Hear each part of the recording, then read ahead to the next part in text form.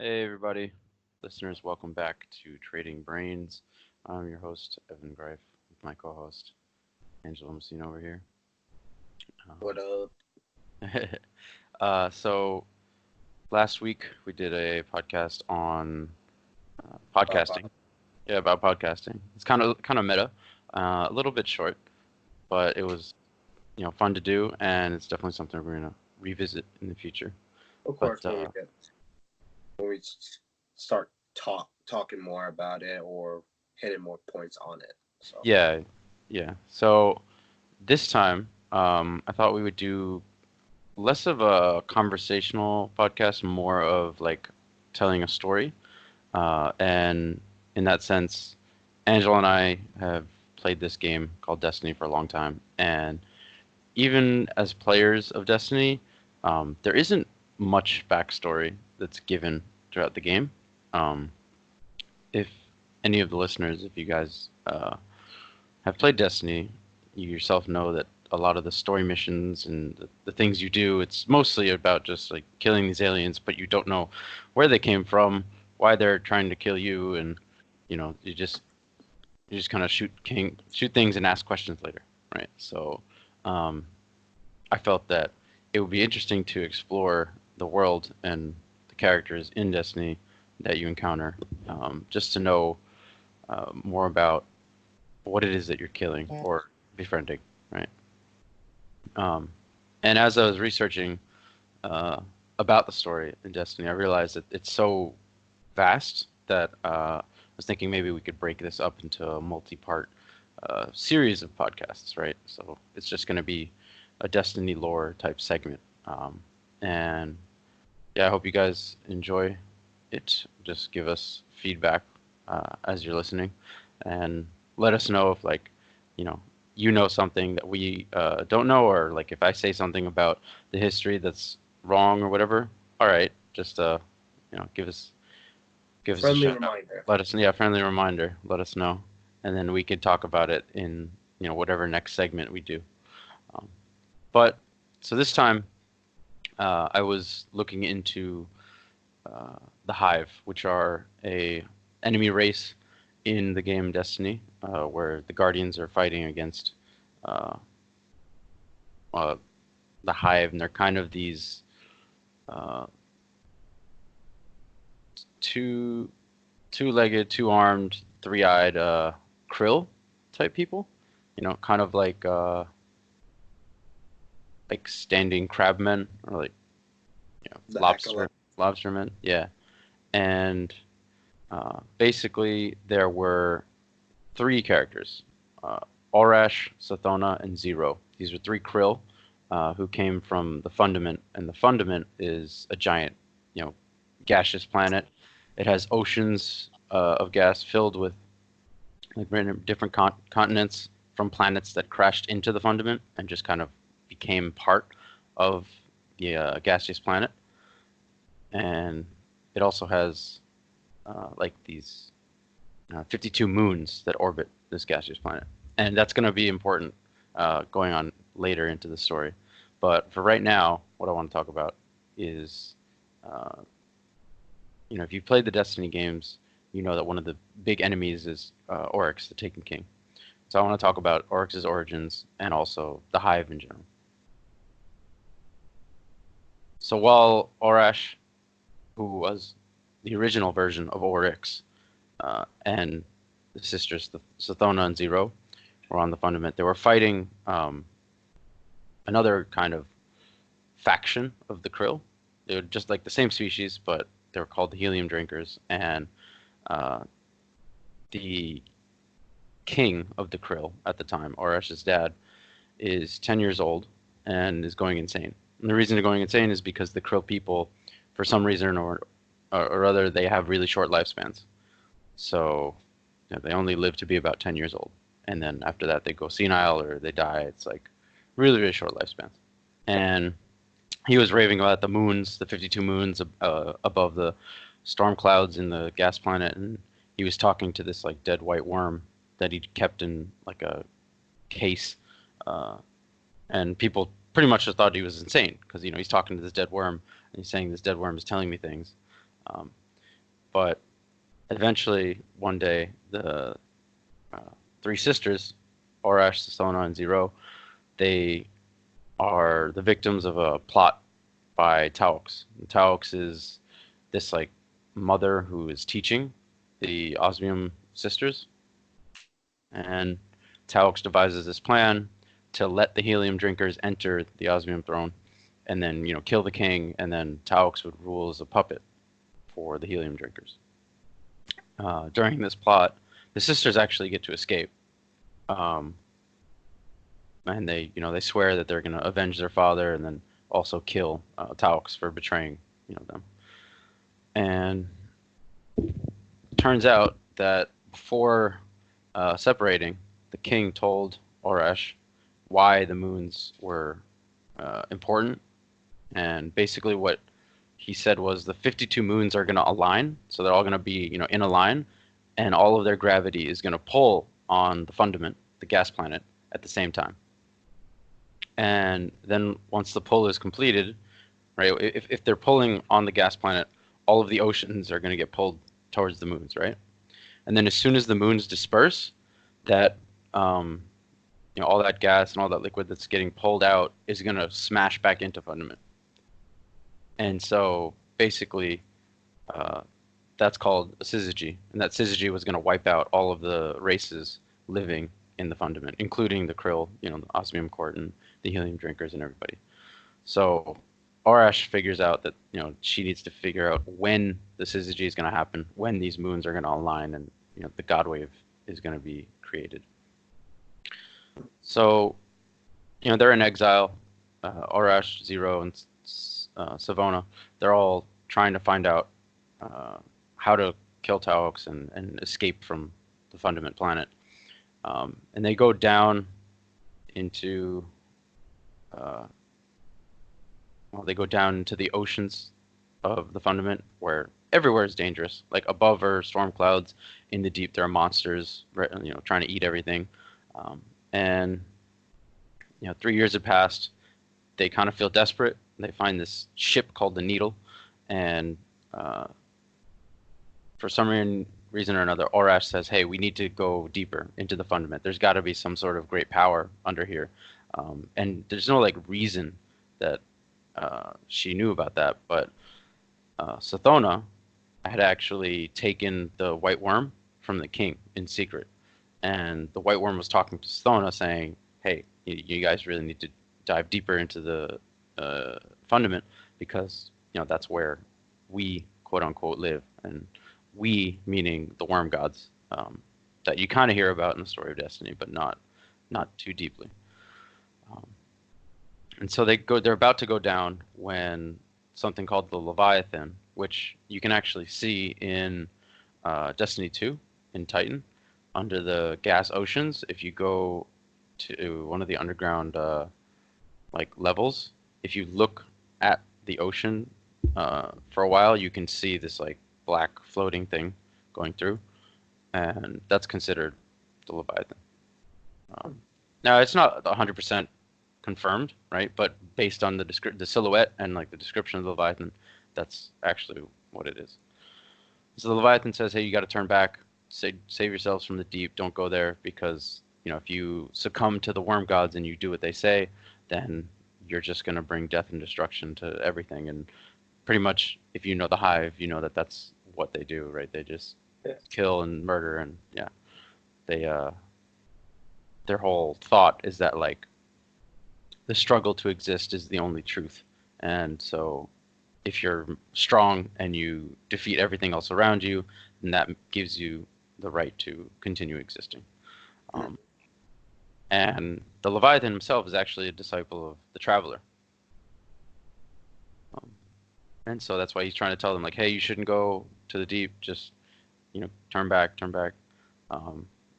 But the three sisters are well, if we turn back, not only is Taux is going to get away, right, with what she did, and we're not going to avenge our father, and then our people are all going to disappear, because the God Wave is just going to destroy everyone.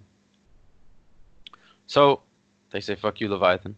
They go down deeper, and the white worm pretty much summons the worm gods, There's a bunch of worm gods called Air, Zal, or and Akka, and Yule.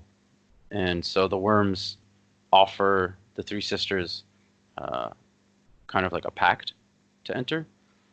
And so the sisters take in the larva of the worm gods. And when they take in the larva of the worm gods, they get eternal life, become immortal, and they get a lot of power. And this is that like great deep, dark secret that the sisters have been looking for to try to defeat Taux and escape their fundament. So, um, Angela, feel free to cut in here anytime No, yeah. you have I'm questions. just letting you speak. Okay, yeah. So, uh, the only consequence to them taking in the larva of the worm gods is that they have to be true to their nature. So Arash, ever since she was young, she really liked exploring and just like learning about things. So she always have to be curious, no matter what. Otherwise, uh, the worm gods or the worm that they took in, the larva, is going to devour them from the inside. Zero always wanted to be a knight, so has to always be fighting and testing his strength. And then Sathona, is always thinking about something, so has to never abandon thought and cunning and like strategy, stuff like that. And uh, also turns out that as their powers grow, their worms' appetite also grows. So they have to feed their worms more and more and more as they grow in power. And how do they feed the worms? Right. So that's gonna come in. Basically, what they do is they use a tithing system when they actually create the hive. Um, they make it so that when the thrall kill, right? It's pretty much like killing is like food to them, right? So that death and destruction, they feed on that. The thrall take only enough for them to subsist, because the thrall also have worms inside of them. And then whatever's left over, they tithe to their leading acolytes. Excuse me. And then the acolytes also do the same. They only take what they need to continue surviving, feed their worm. And then they tithe that up to the knights and wizards that command them. And then the knights and wizards do that for the ascendant hive that command them. And the ascendant hive probably do that for, I don't know, Oryx's high command or like their spawn, right? So like Crota himself was one of Oryx's sons, and then that also gets tied up all the way up to the transformed Orash, who turns into Oryx, Zero, which turns into Zivu Areth, and then Sathona, who turns into Sabath-Un.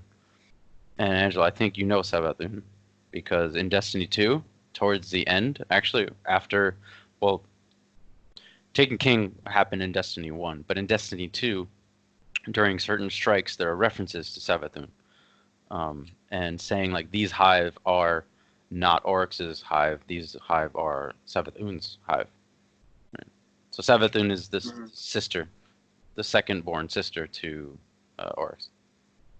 And so when they undergo this transformation with the worms, right, Oryx becomes a guy. I don't know that there's a reason for that, but Oryx becomes a guy, and then the two sisters remain as they are. And so the worms tell the sisters, hey, you need to go back to your people at the Osmium court and force them to take the worms into their bodies and become, like you, become hive. And of course, there were people who refused and people who accepted, right? And the people who refused sided with Taux, and they all went to war because Orash and the three sisters went up to fight them. Then Taux ran away along with the refusists, and basically this is where like the sword logic comes into play. So Oryx and the two sisters find out that if they do like a huge amount of savage killing, and kind of understand the sword logic, which is basically like a magic that you can come up with by immense savagery and just murder. So Oryx spawns like 100 children and then murders all of them. And then Oryx's sword changes somehow, where uh, he I guess at this point he can cut holes through space so that they can just like go to outer space and escape the fundament. So, yeah. Um, and so at this point, they're trying to go to the moons surrounding fundament so they can escape the God Wave.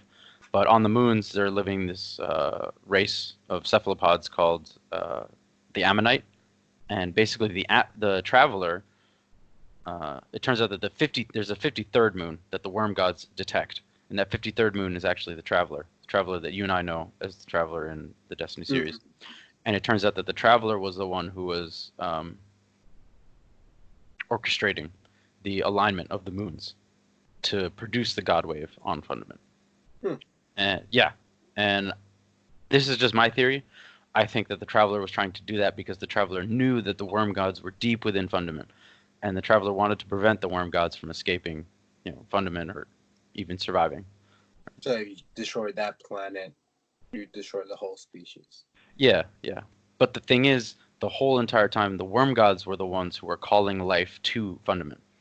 That's why the Krill, right, the original Oryx, Orash, all them, they came from a different planet that crashed into Fundament and like split and just started floating inside the oceans of Fundament. But it turns out it was the worm gods who was calling them because they were trying to bring all sorts of life forms to Fundament, figure out who could survive the best, and then use them as hosts, right? And that's why they ended up using the Krill, or Orash, Savathun, all them. So they go up to the moons and they start finding the Ammonite, and the Traveler is actually providing the Ammonite with weapons of light. They call them paracausal weapons, which just means they're like space magic, right? So then they figure out a way to defeat the Ammonite. Actually, forget how exactly.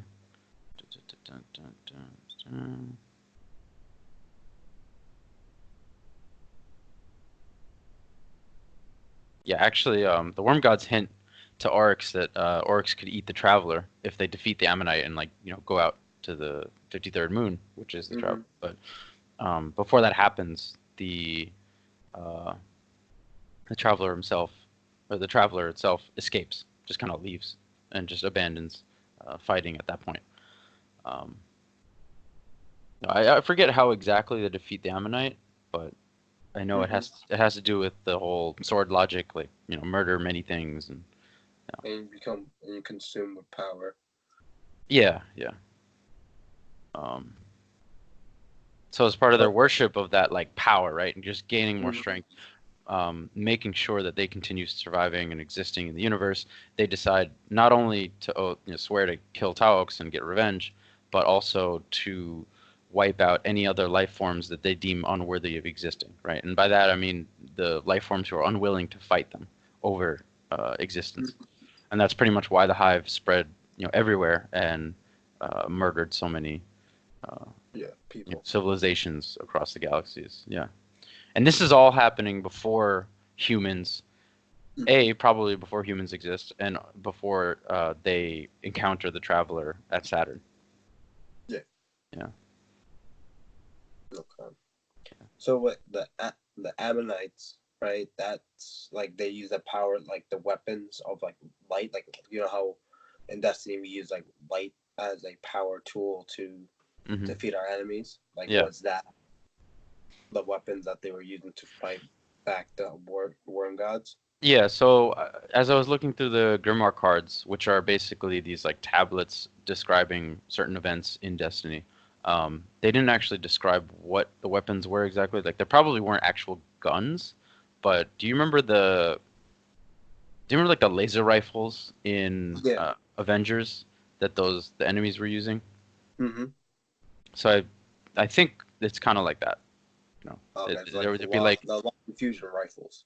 Yeah, exactly. There would be like alien type weaponry, not like the carbine that we used in Halo or something like that. But yeah, it wasn't. They didn't go into too much detail about those weapons. Although I am curious to like see maybe some concept art about how they would look. And so the Hive pretty much keep, conquesting and conquesting and spreading out. They escape Fundament, totally avoid the God Wave, and uh, Oryx and the Three Sisters establish their own Ascendant realms. So actually, the Ascendant plane, or like the Taken realm or whatever of Oryx, isn't just Oryx's. There's also a realm belonging to Each of the sisters. Diva Arath, yeah, each of the sisters, and Savathun. Um, so they go to war with many other civilizations. Another one, the Acume. Oryx realizes that the worm gods deceived them, the sisters together. Mhm. That of course, the worms grant them extra power and extra strength, but the appetites grow faster than the worm can be fed, right? So then, pretty much, Oryx and his sisters are doomed to die by being devoured by the worm. So this is that point when I told you about the tithing system, right? So they would have everyone below them, all of the Hive race below them, pretty much send up the feeding from killing and death and destruction, all that stuff, up to them, so that they could feed their own worms and then continue trying to achieve this sort of perfect life form, because that was the imperative that the worm gods said, like, hey, this is what we're trying to do. We're trying to create the ultimate life form, the perfect life form, which they take to. Yeah, well, they believe that the perfect life form is that which continues to exist and doesn't allow anything else to prevent its existence, right? So something so ultimately beyond powerful that it can't be exterminated.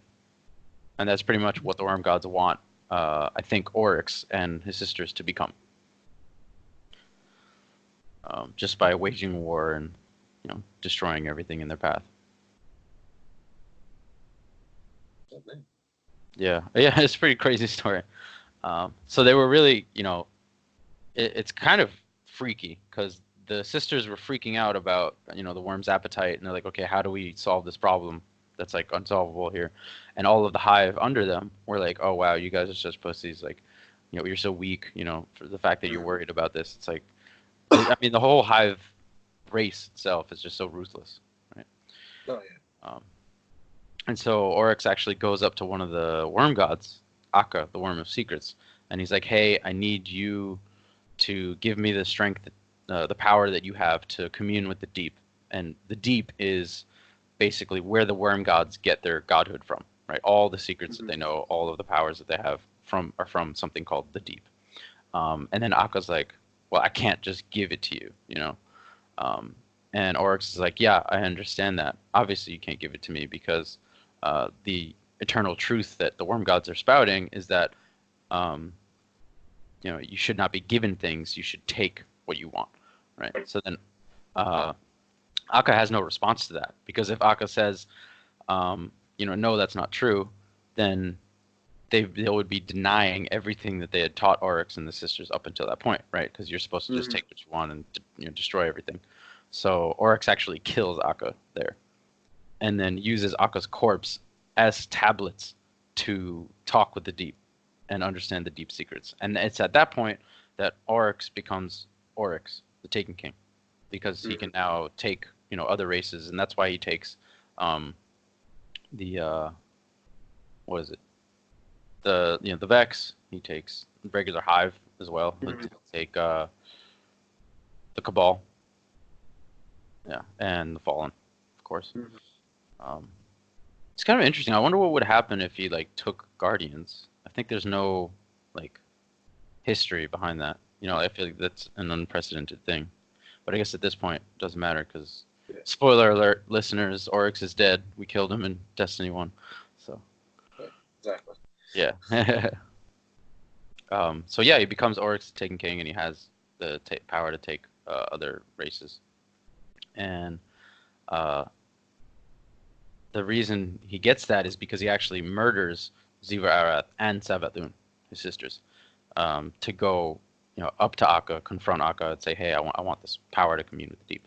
And so when he's fighting the Ecumene, which is whatever. They're just some other civilization that they're trying to take over. He does something so terrible in an act of war that Zuba Arath actually gets respawned, like revived. And then and then also at the end, towards the end of the war, Oryx tricks the what is it? The Ecumene into teaming up with him because Oryx says, "Hey, I'm jealous of my sister Zuba Arath, so I want you to help me kill her." Right? But that wasn't really true. And Oryx just leads them into a trap and just murders them all. And then because of that, Savathun gets resurrected because of the cunning of the strategy, right? The cunning of tricking the Ecumene.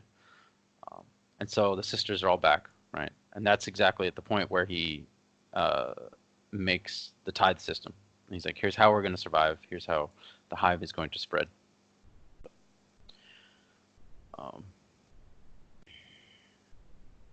Yeah. So basically there's a lot of killing, even between the three sisters. And they kind of all vow to try to kill each other, not because they hate each other or because whatever, but they just despise weakness. And so they're all trying to push each other to be stronger and more resilient, right? They're trying to sharpen each other as weapons of war.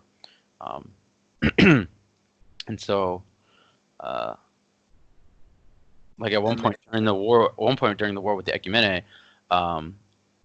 Savathun is fighting the Ecumene, and then on her flank, Oryx just comes through and murders her and all of her men. And Oryx is like, "Ha, pathetic! Like you should have been watching your flank." You know, it's just kind of like some messed up sort of family. It's like backfire, like friendly backfire. Yeah, exactly. You have to always be watching your back, especially with this weird family. So, yeah, Oryx starts going to the deep again, and he's talking to the deep, trying to understand, what the deep wants, and why they're waging this war against all of the civilizations in the galaxies. And Savathun and Zuvarat conspired to pretty much trap him in the deep's realm, and then cut off the tribute that are going from the hive to him, and then take his tablets so that his worm will devour himself, and he won't be able to escape the realm. Now, since he's kind of lost in the deep and he feels like he is losing hope over trying to get back into the real world, he decides to have his own children. I don't know, just random, I guess. But then his firstborn, Crota, right, is the son of Oryx that we all know. You fight him in Destiny 1. It's like the second expansion, I think. Or not expansion. I know the first raid was Vault of Glass with the Vex, but then the second raid was Crota. Yeah. Second raid was Crota. And so this is where Crota, the son of Oryx, gets born, and also the Death Singers, Iranuk and Irhalak. And it's pretty crazy how he made the Death Singers. He took one of the worms, like the larva from the worm gods, cut it in half, and it was so resilient to dying that it just like split, and then they became twins, which are these like witches that have the death songs. And so that's how those three children were made. And then Oryx had another son called Nokris, but Nokris was weak, and honestly Oryx just favored Crota over Nokris. And so Nokris learned a bunch of magic, and he was kind of like more in his own head, trying to impress Oryx by learning all this magic. And so he tried to talk to the worm gods, but the worm gods were like, "Nah, you're weak, bro. Like we don't like you." But then one of them, Zal, decided to actually enter in a pact with Nokris and taught Nokris necromancy. But Oryx was really unhappy with that because necromancy was apparently heresy against the sword logic, and so Oryx pretty much exiled Nokris, removed any references to him in all of their texts and their society, Hive society, and very basically disowned him. Now Nokris may actually still be out there in existence, but as of right now, we don't know. And for me, I'm just guessing at this point that he's still out there. If there's record of him dying or fighting or whatever, then yeah, that's what it is. But we can cover that in another episode because I don't know about that. Yeah, but still, like we have never versed Nakaris, so Yeah. and I don't think he's in there in the newer one. Yeah, he's only mentioned in the game if you take your ghost out on the throne, like mothership of Oryx, because there's a Uh-huh. statue like referencing him, and you have to send your ghost to like analyze it and be like, whoa, who's this guy? You know. Yeah. So, and then one day the Death Singers come up with their idea of Oversoul, which is the song that you hear in the Crota raid, and Yeah, if you it don't says kill on a timer you have like 3 minutes. You have 3 minutes, I think, to kill the Death Singers once their song begins. yeah, Um, and I remember that part always being a bitch and a half with me, you, and Ryan, and some of our other uh, other friends. fellow raid goers. Yeah, shout out to all of our raid goers up until now. They're the champions. Oh yeah, We even all the did our best. shepherds, Even the what? the people who guide us in the Oh beginning. yeah, of course. Yeah, the what do you call them? The guides? Shepherds. Yeah. Um, Shepherds. yeah. So no, it's that is really like the story of how like the hive existed. It's weird, but it's Yeah. funny how they actually do have like a line where like they are all bad, but hmm then like you can't be even like they don't want to be even worse about necromancy. The thing is, they also don't believe that they're bad, right? Because they're so set in their ideology of like Yeah, the truth is a undefeatable, best of all, mightiest form of life, survival of the and fittest. therefore, by murdering other things, they're only rectifying the world, right? They're only making the Yeah, world a better place, is what they a think they're stronger doing. place. Yeah, a stronger place, exactly. Now, I mean, from our perspective, yeah, it's really cruel, and that's not correct. But if you're convinced by any sort of hard-lined ideology, I feel like you could do anything, which is Oh pretty yeah, terrible. Yeah. Um, and there's just a little bit more before we get to actually where uh, we are in the timeline, or where Crota and Oryx actually die. Um, while Oryx was studying the deep, uh, Crota was tricked by Savath-Un into using his sword to open a portal in Oryx's Taken realm. And as soon as that portal opened, the Vex actually came in. And for about 100 years, the children of Oryx, so Anuk, Ir-Halak, and Crota, they were all fighting the Vex off. And the Vex actually really quickly found out that by worshipping the deep and sacrificing their killing and whatever to the deep, they actually gained strength within uh, that Oryx's realm, right? Oryx's Taken realm. So they started to understand the sword logic, and they knew that that was what they needed to do to gain power inside that realm. quick. So yeah, really really quick. I mean, the Vex are so logical in everything that they do. They're like, okay, here's the problem. How do we solve it? Yeah. And they just test. They test. They test. So they would just send in these test battalions to go in. And so the Hive were always going to be stronger inside the Taken realm because that's Their their home planet. pretty much their home space, and like they understand the deep more than the Vex do. But they couldn't push them out because as soon as they left the what is it? As soon as they left the Ascendant Plane to go take out the Vex conflux that was keeping the portal open, they lose too much power. Now the Hive lose too much power when they're outside of the Taken realm. So that's why it was like an endless stalemate, right, for like 100 years. Eventually, Air, one of the worm gods that I mentioned, said to Oryx, like, "Hey, you got to go take care of this. Like, set your house in order, fix the situation, and then you can come back and we can, keep talking." Oryx comes back. He uses his taken powers to take the Vex that were keeping the portal open, and then he shuts the portal. And he immediately is like super angry with Crota. He's like, "You are an imperfect being. You weren't able to defeat the Vex and fight as well as I'd hoped." So he actually exiles Crota.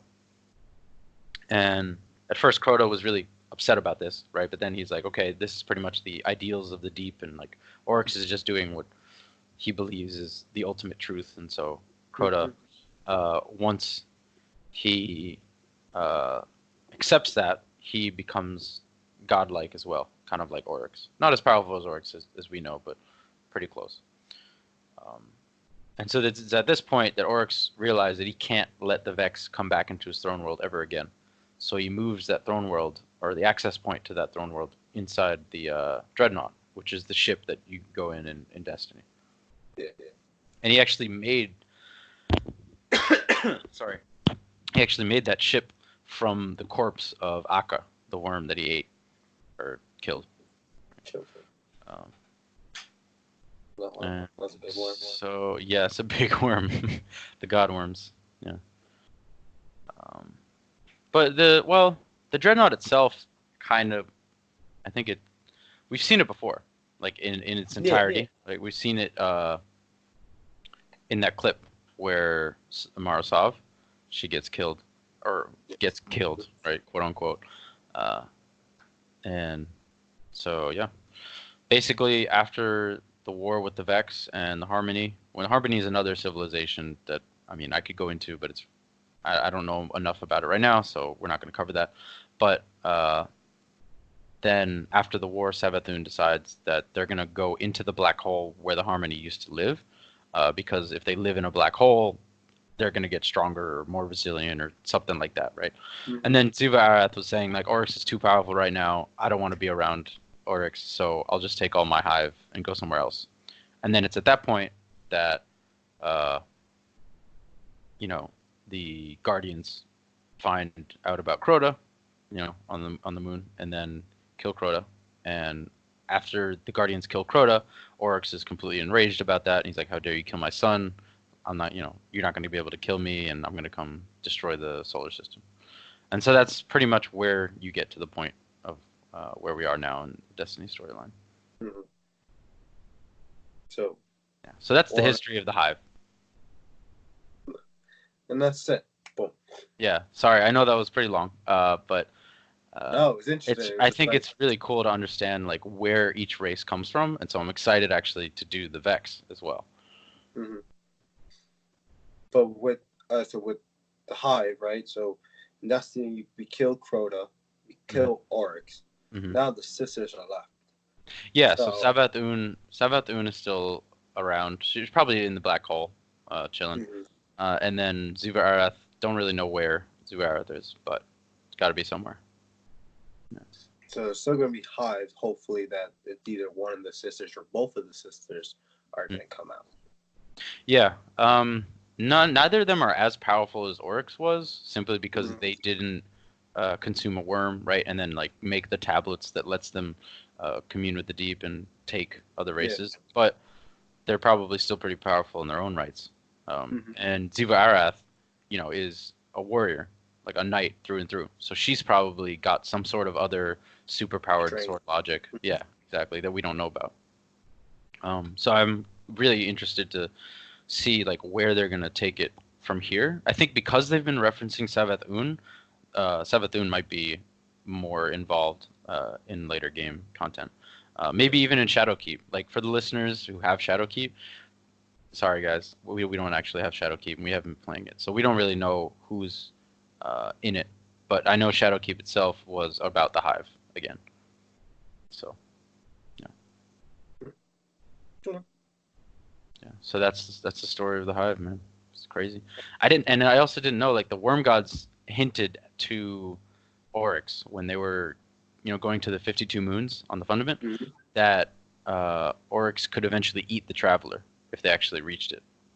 Huh. Yeah. But the Traveler was like, "Nope, I'm dipping." So the Traveler leaves, right? And then obviously probably goes to hang out with the Fallen, or maybe it comes to Earth. They just left, skipped town, went to another race to bother. Yeah, or use them as champions against the Worm Gods, right? So that's pretty cool. Like, the Worm Gods themselves are almost, if not more powerful than the Traveler himself, or the Traveler itself. It's just that the Worm Gods is more like parasitic, that you need to be feed by power. If not, it will consume you. Exactly. No. Is there anything else you want to share with the story? I mean, that's Most of it. Okay. The Hive also fight against other races as well. Like there's a race that uh, makes promises with like dragons, which is kind of a reference to the Ahamkara.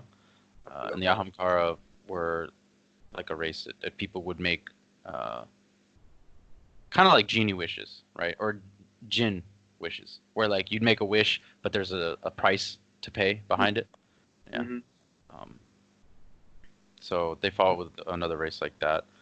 But aside from that, yeah, that's pretty much most of what happens from the beginning of the Hive to where Oryx is defeated. Because those of you who've played the games, you know that you go to the moon, you fight Crota, you kill Crota, because Oryx finds out Crota is dead. Oryx decides to take a ship to the solar system, right, the Dreadnought, and it's like around Saturn or something like that. And you, the Guardian, go to the Dreadnought and you enter his taken realm and figure out a way to end him permanently. Because if you kill him in the real world, in the mission, Regicide, you kill him and you kill his body in the real world. But then he's like, yeah, you can't kill me because I took myself or whatever. Yeah. Yeah. Interesting. But in terms of the Hive, like that's it. That's all I gotta say. We could go into the next about the Vex or Fallen next episodes, in the future episodes later on. Yeah, I mean, if whatever the listeners want to hear about, I thought the way the Hive were born is pretty interesting. Oh yeah. Because like you really don't learn enough about each race throughout the games, or at least their origins, unless you No, really you pay just know attention. about like the big boss who you have to Yeah, wrestle yeah, and why he was there, yeah, yeah. or how he got to that point before he killed. So Yeah, or what he's gonna do to the Guardians and the Traveler and blah blah blah. if Right. if you don't beat him. Yeah. Now I don't know that the Hive actually found Taos, the original mother who betrayed the Osmium King. Okay. Yeah, so I kind of want to look into that and see like where Taux is at, or if she's hiding somewhere, right? Oh yeah, true. Because basically just left and just never showed up. Yeah, well, because that was their original oath, right? That was their original goal, and then eventually it spread to like massive universal genocide. Yeah. They like transformed, their whole campaign transformed, Mhm. um, and that's probably why they, well, for Oryx it was kind of a personal thing, to attack the Guardians and the Traveler. But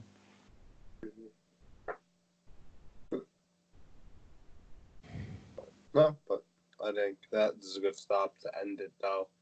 yeah, For future. okay, Thank you, Evan, for sharing about the origin about the Hive. It was actually really interested. Like I didn't my know pleasure. on so much background that Right. it was there, and the game never told about it. Like during while you were playing the game. Yeah, yeah. Um, It does it in pieces. Like those calcified fragments you find yeah, yeah, on Oryx's Dreadnought. There's like hmm 46, something like that, yeah, right? If you read through all of that, this is all like information that you can glean from there. exactly. But like But some it takes people a do long just time. like So exactly, you got to yeah, find every single one of them. yeah, Um, but yeah, no. But listeners, people who want more about this, please let us know. yeah. At Let us know if you training. want to hear more about Destiny. If you don't want to hear me rant on about Destiny's story, that's cool too. I get it. But this is just something I thought would be interesting and fun, and Angela and I are doing this for fun. So, Yeah. uh, yeah. And Angela, I'm Um, glad you're able to sit through it and uh, let me know like what about no, the it's good. story you I thought was liked it. interesting. I really did. Um, I want to know about the other stuff as well, like the Vex, the Fallen, all their origin, as Mhm. well as different kind of characters like Shaq, Zavala, Right, right. King. Yeah, a lot of the legendary characters. Exactly. Yeah, But besides that, I think it's a good cliffhanger, not cliffhanger, but a yeah, note to end this topic. And absolutely. just viewers, let us know. Let Evan know how well he did, and subscribe us on Training Brains Yes, please. podcast. And again, content suggestions at tradingbrainspodcast@gmail.com. or something We're gonna that beat it into your head. and unless you want anything else from that. All right, well, thanks again, listeners, for being with us, and we'll catch you all next week. Bye-bye, everybody.